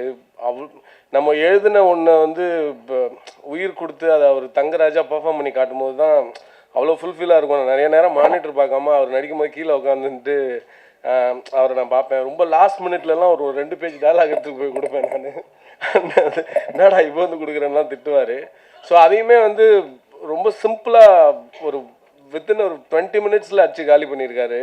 ஏன்னா நிறைய நேரத்தில் வந்து பிரமிக்க வச்சுருக்காரு. ஸோ கண்டிப்பாக அவர் உங்களையும் கண்டிப்பாக சூப்பராக சேஃபாக கைட் பண்ணி கூட்டிகிட்டு போயிருப்பாருன்னு எனக்கு நம்பிக்கை இருக்குது. அப்புறம் அண்ணன் வந்து ஒரு சூப்பரான ஒரு ஃபாதர் மெட்டீரியல். அண்ணன்கிட்ட வந்து அப்பாவுக்கான அன்பு பயங்கரமாக கொட்டி கிடக்கும். அதை அண்ணனாக வெளிப்படுத்துவார், அதை ஒரு நண்பனாக வெளிப்படுத்துவார். அவர் உலகமே ஒரு வித்தியாசமான உலகம். அவரும் சுப்பிரமணியம் சிவாவும் சேர்ந்துட்டு 2 பேரும் மாற்றி மாற்றி அண்ணன் அண்ணன்னு கூப்பிட்டுப்பாங்க. நான் ரொம்ப நாள் கன்ஃபியூஸ்டாக கேட்டிருக்கேன், என்னண்ணா நீங்கள் அண்ணன் அண்ணன்னு கூப்பிட்டுக்கிறீங்க, இதில் யார் அண்ணன்லாம் கேட்டிருக்கேன் நான். அது அப்படி தான்டா, நான் அண்ணன், அவர் எனக்கு அண்ணன்டான்னு சொல்லுவார். ஸோ அந்தளவுக்கு என்னை வந்து இன்றைக்கி ஓரளவுக்கு எனக்கு இவ்வளோ ஓரளவுக்கு ஒரு ஸ்பேஸ் கட்சி நான் இந்தளவுக்கு இது பண்ணேன், இது ஒர்க் பண்ணியிருக்கேன் அப்படின்னா அது கனியன் ரொம்ப முக்கியமான காரணம். அதனால் அவருக்கு நிறைய நன்றி சொல்லணும். இந்த மேடையை நான் நன்றி சொல்லதுக்கு எடுத்துக்கிறேன். ராமம் ராகவம் கண்டிப்பாக ஒரு பெரிய வெற்றி அடையும் நான் நம்புகிறேன். கண்டிப்பாக ஒரு நல்ல வெற்றி விழாவில் சந்திக்கணும்னு நினைக்கிறேன். நன்றி, வணக்கம். பங்காளிக்கு வந்து அவர் வந்து எல்லாருக்குமே எங்கள் நண்பர்கள், அதாவது அங்கிருந்து ஆரம்பிப்போம், நண்பர்களுக்கெல்லாம் காவலன், ஒரு காவல் தெய்வம்னு சொல்லலாம். அந்த மாதிரி எது ஓவர் டோஸாக இருக்கு. முந்தா நாள் கூட ஒரு நண்பர் ரொம்ப கெட்டாமல் இருக்கும்போது பெரிய உதவி பண்ணார். கோடியாக கனி வந்து தமிழ் தெலுங்கு இந்தியில நடிச்சிட்டு இருக்காங்க. அந்த காசெல்லாம் கிடையாது, எல்லாருக்கும் உதவி தான். அந்த உதவி பண்ணி பண்ணி எனக்கும் சரி நண்பர்கள் எல்லாருக்குமே உதவி பண்ணிட்டு இருப்பாரு. எல்லாரும் நல்லா இருக்கணும்னு நினைப்பாங்க. நேற்று பார்த்தீங்கன்னா சிவகார்த்திகேயன் சாருடைய பர்த்டே, அவரை பார்க்க போயிருந்தேன். ஃபர்ஸ்ட் இவரை என்னை பார்த்த உடனே கேட்குறாரு, உங்க பங்காளி எப்படி இருக்காரு, நல்லா இருக்கு, அண்ணன் எப்படி இருக்காரு. அவர் பேச்சிலேயே அண்ணன் எப்படி இருக்கார் அப்படின்ற ஒரு மரியாதை. ஏன்னா அவருடைய ரஜினி முருகன் படத்துக்கும் டான் படத்துக்கும் பங்காளி அப்போ பெரிய சம்பளம் வாங்கிட்டு இருந்தார். டான் படத்தப்பெல்லாம் நான் தான் போய் பேசினேன், இந்த மாதிரி சிவகார்த்தி ஒரு படம் பங்காளி பண்ணி கொடுப்பாங்களே, என்னடா சொல்கிற, இந்த மாதிரி நல்ல கேரக்டர் பண்ணுப்பாங்களே அப்படின்னு. ஆக்சுவலாக ரஜினி முருகன் படத்தில் என் பங்காளி வந்து வில்லன் கேரக்டர் பண்ணவே மாட்டேன்ட்டார். அந்த கதையை கேட்டுட்டு சிவா சாருக்காக பண்ணி கொடுத்தார். டானில் அதே தான், பாதி சம்பளம் தான் வாங்கினார், கேட்ட சம்பளம் ஒன்று. அதேமாதிரி எல்லா படத்துக்கும் சரி, எல்லா தம்பி சொன்ன மாதிரி புது இயக்குநர்கள் எல்லாருக்குமே வருவாங்க, புது தயாரிப்பு வருவாங்க, சம்பளம் ஒன்று பேசுவாங்க, கொடுக்கும்போது பாதி தான் கொடுப்பாங்க. பரவாயில்லடா போட்டுண்டா, நம்ம சினிமாவில் இருக்கணும்டா பங்காளி, இருந்துக்கிட்டே இருக்கணும். அது தமிழாக இருக்கட்டும் தெலுங்காக இருக்கட்டும், எல்லா ஷூட்டிங் ஸ்பாட்லேயும் அவர் நடிகர் கிடையாது, அஸ்னேட்டராக இருப்பார், எல்லா வேலையும் இழுத்து போட்டு செய்வார். அதேமாரி பார்த்தீங்கன்னா ஒரு மனுஷங்கிட்ட ஒரு அன்பு இருக்கலாம், ஆனால் இவர்கிட்ட எல்லா அன்பும் இருக்கும். தாயாகவும் இருப்பார், தந்தையாகவும் இருப்பார், எல்லா வகையிலும் இருப்பார். அதனால் ரொம்ப சந்தோஷம். நிச்சயமாக வந்தார வள வைக்கும் நம் தமிழகம். இந்த படம் மிகப்பெரிய வெற்றிக்கு எல்லாரும் உறுதுணையாக இருப்போம், இருக்கும்ன்ற நம்புவோம், மாற்றமில்லை, கண்டிப்பாக சக்ஸஸாக இருக்கும். ஹீரோ சார், நீங்கள் பங்காளி சூரிய மாதிரி இருக்கீங்க. பங்காளி சூரிய விட ஒரு சின்ன வெற்றி அடையும். ஏன்னா நீங்கள் சொன்னீங்க பாருங்கள், இந்த தமிழகம் யாரையுமே கைவிடாது சார், தமிழ் மக்கள் ரொம்ப பாசக்காரங்க, அது உங்களுக்கு வெற்றி கிடைக்கும். போகும்போது அள்ளிட்டு போவீங்க, நிறைய நிறைய படங்கள் பண்ணுங்கள், நீங்கள் இயக்குங்க, தயாரிக்கட்டும். அப்புறம் எங்கள் அண்ணன் ரகு அண்ணன் ஜிஆர் மூவிஸ் வந்து இப்போ சமீப காலத்தில் எல்லா படமும் ரிலீஸ் பண்ணிட்டுருக்காரு. ஆனால் அவருக்கு ஒரு சின்ன இது என்னன்னா, அப்பா படத்தை நான் ரிலீஸ் பண்ண சொல்லி என்ற பலமுறை பேசியிருக்காரு. நானும் பங்காளி சொல்லியிருக்கேன், எங்கள் அண்ணன் வேல்முருகன் நாங்கள் 2 பேரும் போய் முத பேச போனோம். அதுக்கப்புறம் வேற எதுவும் போயிடுச்சு. ஏன்னா அப்போ இருந்தே பங்காளி படத்தை பண்ணணுங்க அப்படின்னு ஆசை. 2வது இந்த படத்தை விளம்பரம் ஒன்று பார்த்தேன், அந்த விளம்பரம் இன்னைக்கு தமிழகத்தில் எல்லாருக்கும் பிடிச்சிருக்கு. அது என்னன்னா, பங்காளி நடித்த அப்பா பையன் பாசத்தை விட்டின விளம்பரம், வேலையில்லா பட்டதாக இருந்து இன்னைக்கு வந்து டான்லேருந்து அப்பாலேருந்து, அந்த வரிசையில் நிச்சயமாக சொல்கிறேன், இந்த படம் வெற்றி படமாக அமையும். வாழ்த்துக்கள், இந்த டீமுக்கு என்னுடைய வாழ்த்துக்கள். நன்றி, வணக்கம். உங்களுக்கு எல்லாருக்கும் தெரியும், இது அப்பா மகனோட ஒரு ஸ்டோரி. ஆனால் எனக்கு மட்டும் ஏதோ ஒரு ஆர்டிஸ்டாக வந்தோம், நடித்தோம், பணம் வாங்கினோம், போனோன்றது கிடையாதுங்க. என் நெஞ்சுக்கு ரொம்பவே கிட்ட இருக்கிற ஒரு படம். எல்லா படத்துலேயும் அம்மாவுக்கு அவ்வளோவா இம்பார்ட்டன்ஸ் இருக்காது, ஆனால் இந்த படத்தில் நம்ம டைரக்டர் தன்ராஜ் அவங்க ஒரு பேச்சு சொன்னாங்க, எனக்கு ஒரு அம்மா கிடச்சிருக்குன்ட்டு. அதே மாதிரி எனக்கு ஒரு பையன் கிடச்சிருக்காங்க. ஸோ இந்த படத்தில் எனக்கு அவ்வளோ நல்லா நடிக்க வச்சுருக்காங்க. ஒரு ஆக்டர் டைரக்டர்னால தான் ஆக முடியும். ஸோ எல்லா டைரக்டர்ஸ்க்கும் ரொம்ப தேங்க்ஸ். அதே மாதிரி சமுத்திரக்கனி சாரோட ஸ்க்ரீன் ஷேர் பண்ணுறது ரொம்ப அதிருஷ்டமாக ஃபீல் பண்ணுறேன். நான் அவங்க கூட நடிக்கிறதுக்கு சார் ஒத்துக்கினதுக்கு ரொம்ப நன்றி சார், ரொம்ப தேங்க்ஸ். ஸோ ரொம்ப நல்லா இருக்குது படம். கண்டிப்பாக உங்களுக்கு எல்லாம் பிடிக்கும். கண்டிப்பாக தேட்டருக்கு வாங்க, நம்ம டீமை ஆசீர்வாதிச்சிங்க. தேங்க்யூங்க. என்னமே பேச முடியல, ரொம்ப এমোশনাল இருக்குது. Thank you so much. எல்லாருக்கும் நமஸ்காரம். আমি আপনাদের সবাইকে খুব ভালোবাসি। எல்லா டிரெக்டர்ஸ், மீடியா ஃப்ரெண்ட்ஸ் எல்லாருக்கும் நமஸ்காரம். நான் moksha. I really feel extremely privileged and lucky to get into Tamil film industry through this film, Ramam Raghavam. So little emotional, little tensed. I always felt that it is very important to not only always doing, heroine character, lead role, having a screen time, very big time. It's also very important to be a part of wonderful, good films. So that too in Samudragani sir's film. Thank you so much, producer sir, Prithvi sir, Dhanraj Garu, for trusting me. And with the hope of working with Samudragani sir in his any upcoming film. And I really want to do more and more Tamil films. So இப்போ எனக்கு ரொம்ப சந்தோஷம் ஆயிட்டு இருக்குங்க. நம்ம படம் 24th February release பண்ணுறீங்க. Sorry 21st release பண்ணுறீங்க. ப்ளீஸ் தியேட்டர்ஸ்க்கு வந்து watch and do support us and love you all Tamil audience. Thank you so much. So இந்த ராமம் ராகவம் படத்தில் நான் ஒரு பாடலாசிரியராக இணைந்திருக்கிறேன். ரொம்ப ரொம்ப சந்தோஷம். முதல்ல இந்த வாய்ப்பை எனக்கு கொடுத்ததுக்கு தன்ராஜ் சாருக்கு ரொம்ப ரொம்ப நன்றி. தன்ராஜ் சாரை பார்க்கும்போது எனக்கு முதல் முறையாக அவரை வந்து அவருடைய தோற்றம் பார்க்கும்போது எனக்கு என்ன பார்த்த மாதிரி தான் இருந்துச்சு. அப்படி ஒரு அன்பான மனிதர். இந்த மனிதரை எனக்கு அறிமுகப்படுத்தி வச்ச தம்பி குணாவுக்கு என்னுடைய நன்றியை இந்த நேரத்தில் சொல்லிக்கிறேன். குணாவும் டைரக்ஷன் பண்ணிட்டான், அடுத்த படம் அவனோடது வருது, அதுக்கும் என்னோடய வாழ்த்துக்கள். அவனும் டைரக்டர் ஆகிறான். அண்ட் இந்த இந்த இந்த படத்தோட மியூசிக் டைரக்டர் அருண் சில்வேரு, இன்றைக்கி அவர் இங்கே வரல, சார் வரல, அவருக்கும் என்னோடய நன்றியை நான் தெரிவிச்சுக்கிறேன். அதுக்கப்புறமா இந்த பாடல் நான் எழுதிய அந்த பாடலை பாடியிருக்கக்கூடிய தம்பி ஸ்ரீகாந்த், அவருக்கும் என்னுடைய நன்றி சொல்லிக்கிறேன். தன்ராஜ் சார் வந்து எனக்கு இந்த பாடலுக்கான வந்து கமிட் ஆனதுக்கப்புறமா இந்த பாடலுக்கு சுச்சுவேஷனை எப்படி சொல்லுவார், அவர் தெலுங்கு, நான் தமிழில் இருக்கேன், எப்படி எனக்கு சுச்சுவேஷன் சொல்லுவார், எப்படி புரிஞ்சுக்க முடியும், யாராவது டிரான்ஸ்லேட்டர் இடையில தேவைப்படுமா அப்படின்னு எனக்கு ஒரு டவுட் இருந்தது. ஆனால் அதை மீறி ஒரு நம்பிக்கை இருந்தது. அவர் ஒரு சவுத் இண்டியன் தான், அப்போது நம்மளை மாதிரி ஒரு கொஞ்சம் அவருக்கும் இங்கிலீஷ் தெரிஞ்சிருக்கும், அதில் பேசி சமாளிச்சுக்கலாம் அப்படிங்கிற மாதிரி தான் நான் இருந்தேன் அந்த உணர்வில். ஆனால் அதுக்கு ஒரு அவசியமே இல்லாத போகிற அளவுக்கு அவர் என்கிட்ட ஃபோன்லேயே வந்து சுச்சுவேஷனை ரொம்ப தெளிவாக கதையை மொத்தமாக வந்து சொல்லி எந்த இடத்துல பாட்டு வருது, எப்படி வேணும் அப்படின்னு சொல்லி அவர் வாங்கின விதம் வந்து ரொம்ப ரொம்ப அவ்வளோ கம்ஃபர்ட்டாக, அவ்வளோ மென்மையாக என்கிட்டருந்து வாங்கினார். அவ்வளோ ஒரு எங்கேயோ இருந்துட்டு ஃபோனில் அவ்வளோ மென்மையாக அவர் எப்படி வந்து இவருக்கு ஹேண்டில் பண்ண முடியுது அப்படிங்கிற மாதிரி எனக்கு தோணுச்சு. ரொம்ப ரொம்ப இந்த மேடையில் கூட என்ன வந்து அவர் வரும்போது நேராக பார்க்கல, ரெக்கார்டிங்க்கு வந்து சார் வரல, சென்னையில் நான் தான் ரெக்கார்ட் பண்ணோம், வந்து நான் கூட உட்காந்து ரெக்கார்ட் பண்ணோம். ஸோ என்ன முன்னிறுத்தணும் அப்படிங்கிறதுக்காக அவர் என்னை மென்ஷன் பண்ணி உங்கள் பாட்டு இங்கே காட்ட முடியாது, அது கிளைமாக்ஸ் சாங்கு அப்படின்னு நீங்கள் என்ன முன்னிறுத்தி பேசுனீங்க. ரொம்ப ரொம்ப நன்றி நன்றி சார். அண்டு தெலுங்கில் அவர் வந்து யார் கூடலாம் ஒர்க் பண்ணியிருக்கீங்க அப்படின்னு கேட்டேன். 80லேருந்து 100 படங்களுக்கு மேலே நடிச்சிருக்கேன். சிரஞ்சீவி சாரை தவிர மற்ற இருக்கிற அல்லு அர்ஜுன், பவல் கல்யாண் எல்லார் கூடவும் நான் நடிச்சிருக்கேன் அப்படின்னு சொன்னார். அதுக்கப்புறமா ரொம்ப முக்கியமாக இந்த போன மேடையில் பேசியிருப்பாங்கன்னு நினைக்கிறேன், அவர் வெண்ணிலா கபடி குழு சூரி சார் வந்து பண்ண கேரக்டரை தெலுங்கில் அவர் தான் வந்து பண்ணியிருக்காரு. அதுக்கப்புறமா நானியில் பண்ணியிருக்காரு. நிறைய தமிழ் சினிமாவோட வந்து கனெக்ட் ஆகிருக்கார். அவர் எனக்கு அப்புறமா பேசுகிறதா இருந்தால் அவர்கிட்ட நான் ஒரு விஷயம் கேட்க நினச்சேன், எப்படி இவ்வளோ தமிழ் பேச கற்றுக்கிட்டீங்க, எங்கேருந்து கற்றுக்கிட்டீங்க அப்படின்னு பேச நினச்சேன். ரொம்ப ரொம்ப சிறப்பாக பேசுகிறீங்க, உங்களுக்கு இன்னொரு லாங்குவேஜ் தேவைப்பட அளவுக்கு சென்னையில் ரொம்ப அழகாக தமிழ் பேசுகிறீங்க. ரொம்ப ரொம்ப சந்தோஷம், நன்றி. அதுக்கப்புறமா இந்த தயாரிப்பாளர் பிருத்வி சார்கிட்ட வந்து நான் கேட்டேன், சார் உங்களை பற்றி இந்த மேடையில் வந்து என்ன சொல்லணும் அப்படின்னு கேட்கும்போது அவர் சொன்னார், நான் 10 வருஷத்துக்கு முன்னாடி இருந்தே எனக்கு சினிமா மேலே ஒரு ஆசை இருந்துச்சு. அப்போ என்கிட்ட வந்து தன்ராஜ் வந்து இந்த கதை சொன்னார், கதை எனக்கு பிடிச்சிருந்தது. அப்புறமா அடிஷ்னலாக வந்து சமுத்திரக்கனி சார் நடிக்கிறாருன்னு சொன்னார், அவ்வளோதான், ஓகே படம் பண்ணலாம் அப்படின்னு சொல்லிட்டு பண்ணிட்டேன்.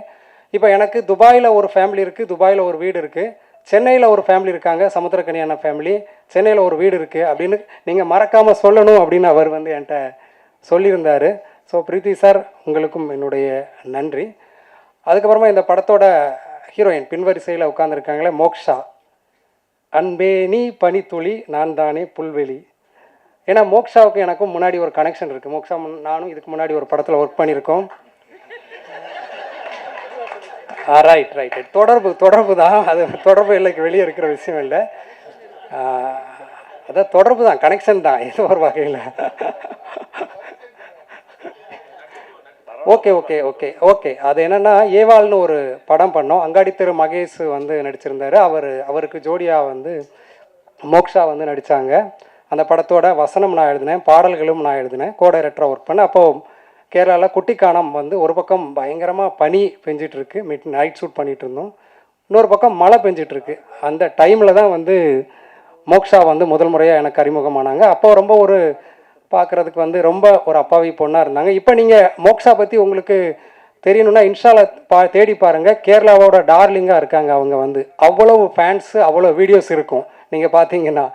இப்போ இடையில கூட பார்த்தீங்கன்னா தெரியும், நிறைய வீடியோ எடுத்து வச்சுக்கலாங்க மாதிரி தோணும், அந்தளவுக்கு மோக்ஷா கூட ஒர்க் பண்ண ரொம்ப சந்தோஷம். பிஎஸ்சி சைக்காலஜி படித்தவங்க நிறைய பேசியிருக்கோம், பிரபஞ்சம், யூனிவர்ஸு, கடவுள், நிறைய விஷயங்கள் பேசியிருக்கோம். பரதநாட்டிய டான்ஸர், டீச்சர், அப்படி நிறைய டேலண்ட்ஸ் இருக்கக்கூடிய மோக்ஷா அண்ட் தன்ராஜ் சார் எல்லாருக்கும் வெல்கம் தமிழ் சினிமா சார்பாக. அண்டு இந்த மேடையில் சமுத்திரக்கனி அண்ணன் இருக்கிற மேடையில் நான் ஒரு விஷயத்தை ஷேர் பண்ணிக்கணும், ரொம்ப நாளாக வெயிட் பண்ணேன் அண்ணன், ஒரு 3 நிமிஷம் 2 நிமிஷம் எடுத்துக்கிறேன். ஏன்னா அப்படின்னா சமுத்திரக்கனி அண்ணன் வந்து இப்போ எல்லாருக்கும் வந்து பார்த்திங்கன்னா ஒரு ஆசை இருக்கும், யாரை மாதிரி ஆகணும், சூப்பர் ஸ்டார் மாதிரி ஆகணும், சூப்பர் ஆக்டர் மாதிரி ஆகணும், தளபதி மாதிரி ஆகணும், தலை மாதிரி ஆகணும். ஆனால் எனக்கு வந்து லிட்ரலாக சினிமாவுக்கு வந்த பிறகு நான் வந்து யாரை மாதிரி ஆகணும் அப்படின்னு எனக்கு ஒரு எண்ணம் இருந்துச்சுன்னா, சமுத்திரக்கனி அண்ணன் மாதிரி ஆகணும் அப்படின்னு எனக்கு ஒரு எண்ணம் இருந்தது. டைரக்டராகவோ நடிகராகவோ எல்லா இடத்துலையும் அப்படி ஒரு எண்ணம் இருந்தது.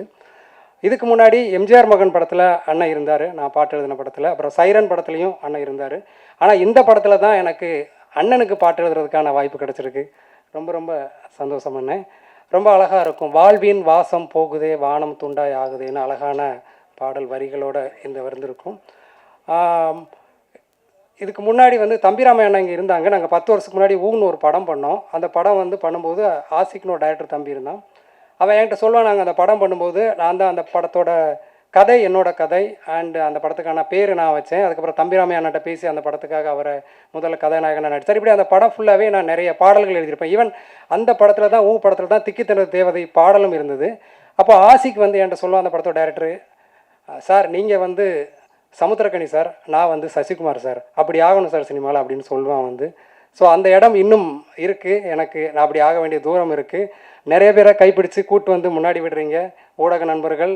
அதே மாதிரி சமுத்திரக்கனி அண்ணன் இன்னும் 25 வருஷத்துக்கு முன்னாடி சினிமாவுக்காக வந்து ஒரு பாதி தூரம் வந்துட்டேன். ஆனால் மீதி தூரமும் ஓடி பயணத்தை முடித்தாதான் முழுமை பெறும். ஸோ மேடையில் இருக்கும் எல்லா இயக்குநர்களும் அண்டு சமுத்திரக்கனி உள்பட எல்லாரும் ஊடக நண்பர்களும் என்னுடைய பயணத்தை முடிக்கிறதுக்கு உங்களோட சப்போர்ட் கொடுங்க. இந்த படம் வந்து ரொம்ப பிரமாதமான ஒரு எமோஷ்னலான ஒரு சென்டிமெண்ட்டான ஒரு படம். முழு கதையும் எனக்கு தெரியுறதுனால சொல்கிறேன். ஸோ கண்டிப்பாக வந்து எல்லாரும் சப்போர்ட் பண்ணி இந்த படத்தை வெற்றி பெற வைங்க. நன்றி. என் சகோதரி உங்களை பற்றி புகழ்ந்து பேசணுன்றாங்க. காலையிலே வந்தீங்கன்னு இப்போ தான் சொன்னாங்க. நான் சொன்னேன், எனக்கு ஒரு கார்டு கொடுத்துருங்கக்கா, ஸ்பெஷலாக பத்திரிக்கையாளர் கார்டு. எல்லா படத்தையும் பார்க்கலாம்ல. ரொம்ப சந்தோஷமாக இருக்கும். ரொம்ப மகிழ்ச்சி, ரொம்ப சந்தோஷமாக இருக்குது. என் சொந்தங்களுக்கு நன்றி. தம்பி பிருத்திவி, அதாவது அவன் தம்பி தான், தம்பியாகவே ஆயிட்டான். அவனுடைய நம்பிக்கைக்கும் அவனுடைய உழைப்புக்கும் கண்டிப்பாக இந்த சினிமா அவனை கைவிடாது. நல்லா இருப்பேன். வாழ்த்துக்கள், வாழ்த்துக்கள். தன்ராஜ் போகிற போக்கில் 1.5 நிமிஷத்தில் கதை சொன்னான். அந்த கதையை கேரவன்லேருந்து இறங்கி நான் ஷாட்டுக்கு போகிற கேப்பில், அண்ணா ஒரு கதை நான் கேளுனான்னு சொல்லி, ஏன்னா எப்போவுமே அவனை நான் தீபக் மாதிரி தான். என்னென்னா 2014 நிமிர்ந்து நெல் ஷூட்டிங்கில் அவனை மீட் பண்ணுறேன். நிமிர்ந்து நெல் ஷூட்டிங்கில் வந்து ஜெண்டாபாய் கபிராஜ் அந்த தெலுங்கு வெர்ஷனில் வந்து நடிக்கிறான். எப்போவுமே அவன் தனியாக போய் உட்காந்துக்கிறது, சேர் போட்டு உட்காந்து அப்படிலாம் இல்லை. ஷார்ட் முடிஞ்சோடனே வந்து கேமரா பின்னாடி நிற்பான், மானிட்டர் பார்ப்பான், ஏதோ ஒன்று போய் எடுத்து வைப்பான், போவான் வருவான், இப்படியே இருப்பான். அவன் மேலே ஒரு தனி கவனம் வந்தது, ஒரு ஈர்ப்பு வந்தது. அவனோட பேச ஆரம்பித்தேன், பழக ஆரம்பித்தேன். அதுக்கப்புறம் பார்த்தா அந்த பழக்கம் அப்பப்போ தொடர்ந்துக்கிட்டே இருக்கும். ஏன்னா யாரையா கூப்பிட்டு வருவான், இவனும் அப்படி தான் செய்வான். யாரையா கூப்பிட்டு வந்து அவனுக்குன்னு கேட்க மாட்டான், அந்த அவனை கூப்பிட்டு வந்து காட்டுவான். ஆனால் இவன் நல்லா நடிப்பானே, ஆனால் அவன் படத்தில் என்ன காஸ்டிங் சொல்லி எனக்கு அந்த லிஸ்ட்டு மட்டும் கூட. நிறையா குட்டி குட்டி நடிகர்கள் இருக்காங்கண்ணே, ரொம்ப கஷ்டப்பட்டுக்கிட்டு இருக்காங்க, நான் அந்த லிஸ்ட்டெல்லாம் தரேன், நீ யூஸ் பண்ணுண்ணா அப்படின்னு சொல்லி கொண்டு வந்து ஒரு வாட்டி கொடுத்தான். அப்புறம் திடீர்னு வந்தான், அண்ணா ஒரு கதை கேட்டேன், நல்ல கதை, நீ நடித்தா நல்லாயிருக்கும் அப்படின்னு அந்த டைரக்டரை கூப்பிட்டு வந்தான். விமானம்னு ஒரு படம், அந்த படமெல்லாம் அந்த மாதிரி படம்லாம் கிடைக்கவே கிடைக்காது. அந்த விமானம் கூப்பிட்டு வந்து கேட்க வச்சது அவன் தான். அந்த கதையை கேட்டோம், பிடிச்சிருந்தது, வாடா பண்ணுவோம் அப்படின்னு. அந்த விமானம் ஷூட்டிங்கில் தான் இந்த கதையை, அந்த விமானம் டைரக்டரோட கதை தான் இது, சிவாவோட கதை தான் இது. அந்த 2வது கதையை இவங்களுக்கு ரொம்ப ஒரு மாதிரி, இதுக்கு அடுத்து இந்த கதை பண்ண போகிறோம் அப்படின்னோடனே இந்த கதையை எனக்கு கூட நான் டைரக்ட் பண்ணுறேன் அப்படின்னு சொல்லி வாங்கிட்டு, அப்பா யார் பண்ணுறது அப்படின்னு ஒரு குழப்பம் இருக்கும்போது தான் ஒரு நாள் நான் ஷார்ட்டில் இருந்தேன். வந்தேன், அண்ணா ஒரு கதை சொல்கிறேன் கேளேன் அப்படின்னா, டேய் இங்கேருந்து அங்கே வரைக்கும் போகிறதுக்குள்ளே தான் டைம் இருக்குது, இல்லை அதுக்குள்ளே சொல்லிடுறேன். நான் இறங்கி அங்கேருந்து அப்படி நடந்து வர்ற அந்த ஒரு 1 நிமிஷம் 1.5 நிமிஷம் கேப்பில், அது ஒரு பெரிய ஷாட்டுன்றதுனால கொஞ்சம் தூரமாக நிறுத்தியிருந்தாங்க, நடந்து வர அந்த கேப்பில் தான் சொன்னான். சொல்லி முடிச்சோடனே என்ன யார் ராப்பா பண்ணுறான், இல்லைண்ணா அதுதான் தேடிக்கிட்டு இருக்கோம், அதனால தான் உங்ககிட்ட சொன்னேன். சரி பண்ணிடுவோம் போடா போனேன். அண்ணே ஆமாம் பண்ணுறோண்டா போடா பண்ணிடுவோம், அவ்வளோதானே, நல்லா இருக்குது, நீ சொல்ல வர விஷயம் ரொம்ப நல்லா இருக்குது, இந்த சமூகத்துக்கு ரொம்ப தேவையான விஷயம். இங்கே தமிழ்நாட்டில் கூட நீ சொல்ல வந்த விஷயத்தில் ஒரு 10-15 கேசஸ் இருக்குது. அந்த கேசஸ் எல்லாமே குடும்பங்களை புரட்டி போட்ட கேசஸ், அதை நீ கையில் எடுத்திருக்க அப்படின்னோடனே எனக்கு புரியல. என்னென்ன சொல்கிறேன், ஆமாம் இது இங்கே நடந்திருக்கு, இங்கே நடந்திருக்கு, இங்கே நடந்திருக்கு, இப்போவும் நடந்துகிட்ருக்கு. இதை நீ சொல்கிற வெளியிலேருந்து பார்க்கும்போது ஒரு தந்தை மகனுக்கான ஒரு பாசமாக இருக்கும், ஆனால் நீ உள்ளுக்குள்ளே வச்சுருக்க ரொம்ப ஸ்ட்ராங்கான விஷயம்டா, இதை சொல்லணும். இதை பார்த்து ஒரு மகன் திருந்தினா போதும், ஐயோ நம்ம இந்த மாதிரி ஒரு வேலையை செஞ்சிட்ருக்கோமா, அவனு ஒரு பையன் திருந்திட்டா போதும், இந்த படம் பெரிய வெற்றி, பல பேரை யோசிக்க வைக்கும். நிறைய சூழலில் நிறைய குடும்பங்களில் நம்ம நினச்ச மாதிரி நம்ம புள்ள இல்லையேன்னு சொல்லி பல அப்பாக்கள் தடுமாறிட்டு இருக்காங்க. அதுக்கு ஒரு சின்னமாக யோசிக்க வைக்கும் ஒரு சின்ன ஒரு விடை கிடைக்கும்னு நம்புகிறோம். அந்த விடை தான் அந்த படத்துக்கான வெற்றின்னு நினைக்கிறோம். தன்ராஜ் வாழ்த்துக்கள், நீ வந்து நல்லா வருவடா. ஏன்னா முதல் படம் மாதிரியே பண்ணல, அவனுடைய ஒரு 100 படத்தில் நடித்தா கூட 100 படத்துலையும் இந்த வேலையை தான் பார்த்துருக்கேன். எல்லா டைரக்டர் பின்னாடியும் போய் அங்கங்கே அந்த எல்லாம் இவன் கற்றுக்கிட்ட மொத்தத்தையுமே ரொம்ப அசால்ட்டாக ஹேண்டில் பண்ணான் டைரக்ட் பண்ணும்போது. எனக்கு ரொம்ப பிடிச்சிருந்தது. முதல் 2 நாள் தான் கொஞ்சம் தடுமாறினா. நான் சொன்னேன், எதுக்கு தடுமாறுற, எடு, நீ சொல்கிறது கேட்க தானே வந்திருக்கோம், எடு அப்படின்னு. அதுக்கப்புறம் அசால்ட்டாக அழகாக ரொம்ப குழப்பமே இல்லாமல் ஹேண்டில் பண்ணால் நல்ல டைரக்டராக வருவேன். வாழ்த்துக்கள், இன்னும் நிறைய படைப்புகள் கிடைக்கும். வாழ்த்துக்கள், வாழ்க. அப்புறம் அம்மா வந்து நீங்கள் படத்தில் பார்த்தீங்கன்னா தெரியும், ரொம்ப அதாவது நடிக்கிற மாதிரியே தெரியாது, ரொம்ப ரொம்ப இயல்பாக ஒரு ஆர்டிஸ்ட்டு. ரொம்ப நல்லா இருந்தது அவங்க பேசும்போது, நடித்தப்போ. தமிழ் அவங்களே டப்பிங் பேச சொன்னோம். இது எல்லாமே அவங்க தானே பேசுனாங்க. ஆமாம், தெலுங்கு நான் தான் பேசினேன். எனக்கு அது ரொம்ப இயல்பாக இருந்தது. என்னென்னா அந்த உயிர் கொடுக்குறது சம்மந்தப்பட்டவங்க பேசினா தான் அது நல்லாயிருக்கும்னு நினைக்கிறேன் நான். அதனால் தெலுங்குலேயும் கொஞ்சம் டைம் எடுத்து இது நானே பேசுகிறேன்டான்னு சொல்லி உட்காந்து பேசணும். நல்லா வந்திருக்கு. அம்மா ஒரு நல்ல வரவாக இருக்கும் தமிழ் சினிமாவுக்கு. அம்மா ஒரு பெரிய இடம் கிடைக்கும். வாழ்த்துக்கள். மோக்ஷா ரொம்ப ரொம்ப நல்லா வருவீங்க. உங்களுடைய எனர்ஜி லெவல் ரொம்ப ரொம்ப நிறையா தமிழ் சினிமா உங்களோட கனெக்ட் ஆகும். ரொம்ப நல்லா வருவீங்க. முருகன் சார் சொன்ன மாதிரி அந்த கனெக்ஷன். வாழ்த்துக்கள். அதாவது நல்ல எண்ணம், நன்மை சொன்ன மாதிரி நல்ல எண்ணம் இருந்தால் போதும். அது இருக்குது நம்மக்கிட்ட. நல்ல மனசு இருந்தால் போதும். எங்கள் அண்ணன் சிவா சொன்ன மாதிரி, ஐயோ ஒரு இடத்துல அடிக்கிறானேன்னா நம்ம போய் திருப்பி அவனை அடித்து அவங்க காப்பாற்றணுன்ற எண்ணம் இல்லை. ஐயோ அந்த நிகழ்வு நடக்காமல் இருந்தால் போதுமே அப்படின்ற ஒரு எண்ணம் இருக்குது பாருங்களேன். அந்த எண்ணமே அவனை மாற்றும். அப்படி தான் நான் நினைக்கிறேன். ஏன்னா இப்போ நல்லதே செய்ய வேண்டாம், நல்லது நினச்சாலே போதும் அப்படின்ற ஒரு இடத்துல தான் நம்ம எல்லாருமே வாழ்ந்துகிட்டு இருக்கோம். ஆனால் அவ்வளோ வேகம், அவ்வளோ பிஸி. இதுக்கு நடுவில் இப்படி ஒரு நிகழ்வு நடக்கட்டும். ஏன்னா